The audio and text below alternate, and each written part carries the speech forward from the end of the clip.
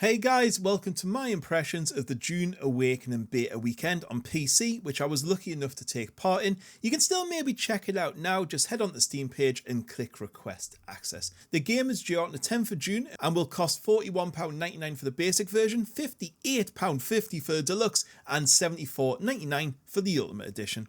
Dune Awakening is an open world survival MMO developed by Funcom. They're the guys who made Conan Exiles if you ever play, which when you play it you definitely feel that DNA from that game. The game is set on the desert planet of Arrakis. It combines survival mechanics with MMO elements, allowing players to explore, build and engage in combat within a persistent. So first up we'll start with the core gameplay loop and some gameplay, which as per most survival games involves resource gathering. However, you'll be glad to know you don't punch trees constantly in this one. You need to craft items, you need to unlock them using the research tree, base building and exploration.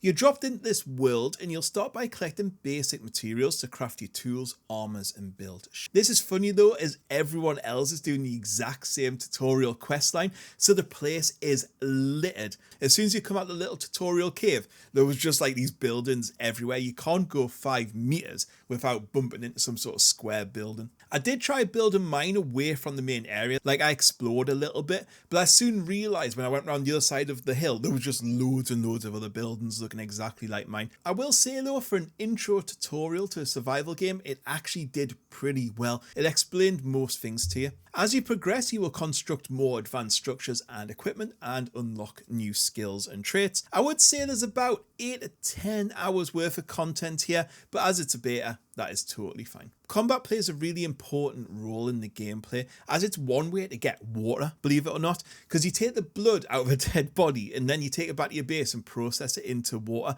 which yes, is disgusting, but it's a different way of collecting water that I've never seen in a game before. There's both PvE and PvP elements as you'd expect in an MMO.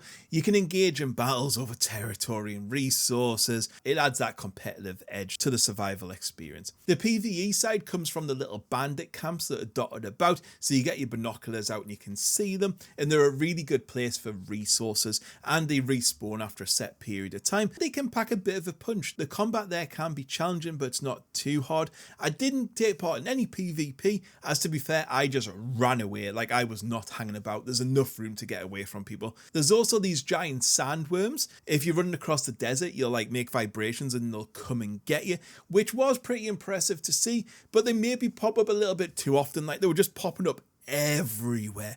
Like it was almost like whack-a-mole with how many were around. I think it needs toned down, because in the film the sandworms were dangerous, but they weren't popping out every 2 seconds to try and go for someone. I would say one of the sort of negative points was the combat though. It just feels a little bit clunky, unpolished. There's no real impact to it, which I think is a bit of a shame.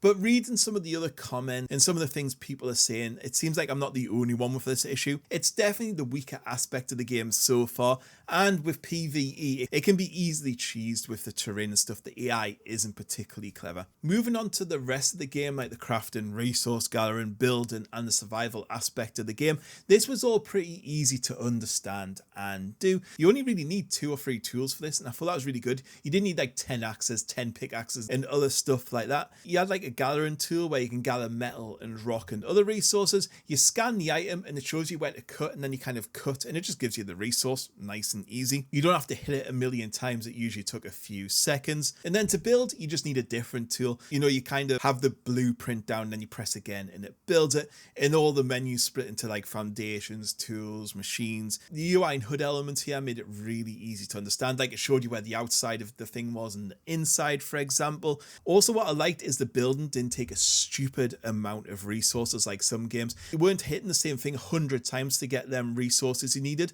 The survival mechanics were mainly water, which you got from blood or little flowers dotted about, and there was also heat stroke, which was interesting. I've not really seen that in the game before. If you're out too long in the sun, you're like, this little meter will fill up. You have to get to shadows quickly. Stamina and health were very generous, which I was happy with. The final thing to cover here is the story. I'm not going to spoil anything, but I did skip most of the cutscenes. I didn't find them too interesting, but they were really well animated, they were really well voice acted, and they look good. There was just maybe a bit too too many of them. They just kept coming and coming and coming, but they did do a good job of guiding you to the next objective. Visually, this game shines. Honestly, the beauty of this planet is so good. Like the lighting effects, the sand, the environments are detailed with like the deserts, the sandstorms, which look really scary when you see them coming towards you.